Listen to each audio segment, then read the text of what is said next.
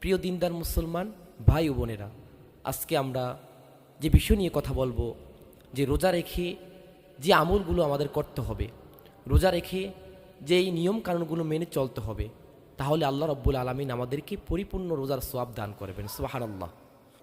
হ্যাঁ, যে বান্দা রোজা রাখা অবস্থায় দোয়া করে, ওই দোয়াটা আল্লাহ কবুল করে নেয়, কিন্তু শর্ত আছে।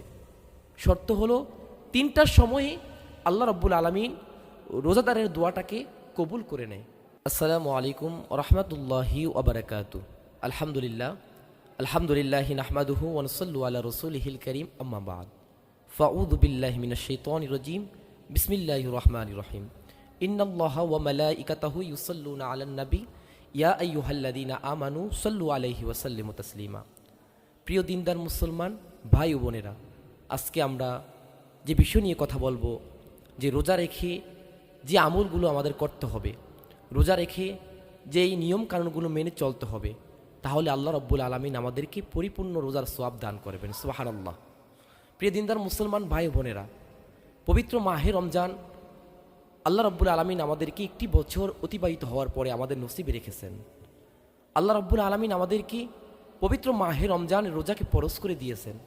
যে রোজাকে আল্লাহ রব্বুল আলামিন পরশ করে দিয়েছেন, যেমনিভাবে নামাজকে আল্লাহ রব্বুল আলামিন পরশ করে দিয়েছেন।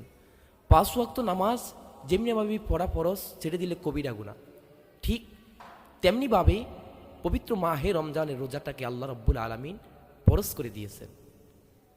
আল্লাহ রব্বুল আলামিন বলেন, হে আমার বান্দাগণ, আমি আল্লাহ রব্বুল আলামিন তোমাদেরকে নামাজ যেমনিভাবে ফরজ করে দিয়েছি, রোজা ঠিক তেমনিভাবে আমি আল্লাহ রব্বুল আলামিন ফরজ করে দিয়েছি। আল্লাহ রব্বুল আলামিন বলেন, আমার রোজাদার বান্দার যখন রোজা রাখে, আমি আল্লাহ রব্বুল আলামিন ওই রোজাদার ব্যক্তির দোয়াটাকে কবুল করে নিই। সুবহানাল্লাহ।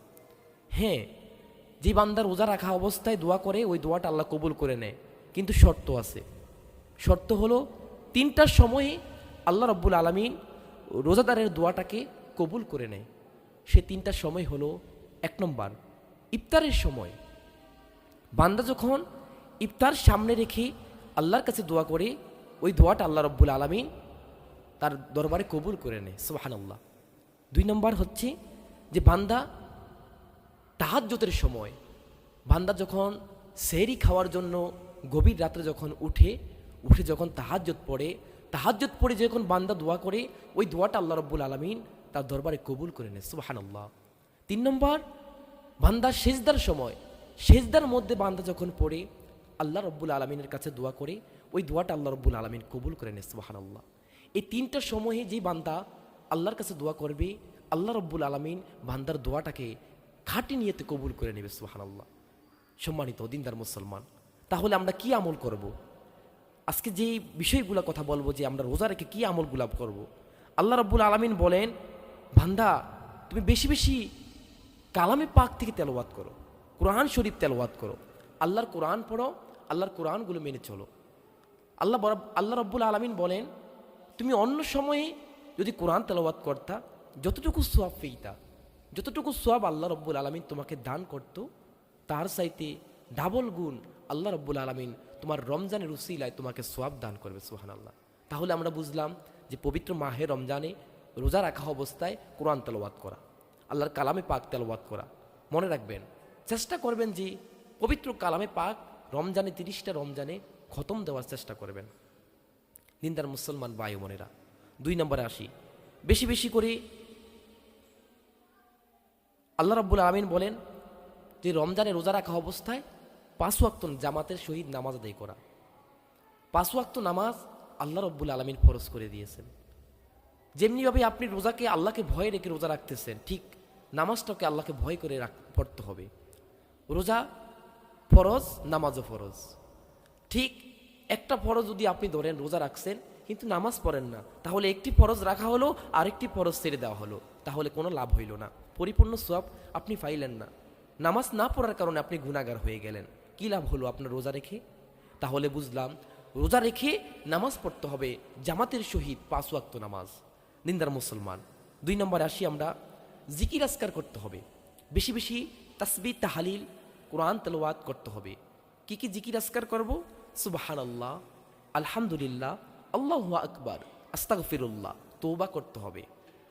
তারপরে আসি আমরা 3 নম্বরে হলো দান সদকা। বেশি বেশি করে দান সদকা করতে হবে, কারণ এই রমজানে আল্লাহ অনেক ফজিলত করে দিয়েছেন। এই রমজানটাকে আল্লাহ রব্বুল আলামিন অনেক ফজিলতপূর্ণ করে দিয়েছেন। তাই আমরা পবিত্র মাহে রমজানে রোজা রেখে নেক আমল করব, দান সদকা করব। 4 নম্বর, তাহাজ্জুদ নামাজ পড়া। তাহাজ্জুদ নামাজ মিস করা যাবে না। চেষ্টা করতে হবে যে আমি 30টা রোজার মধ্যে 30টা তারাবির মধ্যে 30টা তাহাজ্জুদ ছেড়ে দিব না, 30টা তারাবি এবং 30টা তাহাজ্জুদ পড়ব ইনশা আল্লাহ। সম্মানিত দিনদার মুসলমান ভাই বোনেরা, বিশেষ করে পবিত্র মাহে রমজান রোজা রেখে মিথ্যা কথা বলা যাবে না। মিথ্যা থেকে দূরে থাকতে হবে, বিভিন্ন খারাপি থেকে দূরে থাকতে হবে, নিজেকে কন্ট্রোল করতে হবে, নিজের চক্ষুকে হেফাজত করতে হবে, পর্দার প্রতি ঠিক রাখতে হবে। নামাজ, রোজা, হজ, জাকাত আল্লাহ রব্বুল আলামিন এই যে বিষয়গুলো ফরজ করে দিয়েছেন বান্দা এবং বান্দির প্রতি। তাই আমরা নামাজ ছাড়ব না, রোজা রাখবো, নামাজ পড়ব, সেহরি খাবো, ইফতার করব, তারাবি নামাজ মিস করব না। কারণ মনে রাখবেন, তারাবি নামাজ আজকে ছেড়ে দিলে আবার একটি বছর পরে আবার তারাবি নামাজ আসবে। আজকে তারাবি চলে গেলে আর কখনোই তারাবি ফিরে আসবে না। তাহলে তারাবি নামাজ আমরা মিস করব না, কারণ রমজানটা হলো আমাদের জন্য মেহমান। এই মেহমানকে মেহমানদারি করা আমাদের জন্য ফরজ। কারণ মাহে রমজানের দিন বেশি বেশি করে ঘরের মধ্যে কোরআন তেলাওয়াত চালিয়ে দিব, কোরআন তেলাওয়াত দিব, ঘরের মধ্যে গান বাদ্য বন্ধ করে দিব, টিভি বন্ধ করে দিব, বিভিন্ন ধরনের নেক আমল, গজল, নাতে রাসূল সাল্লাল্লাহু আলাইহি সাল্লাম পরিবেশন করব, ঘরের মধ্যে চালিয়ে দিব। মনে রাখবেন, আল্লাহ রব্বুল আলামিন ওই ঘরের মধ্যে বরকত দান করে দিবে, ওই ঘরের মধ্যে রহমত দান করে দিবে।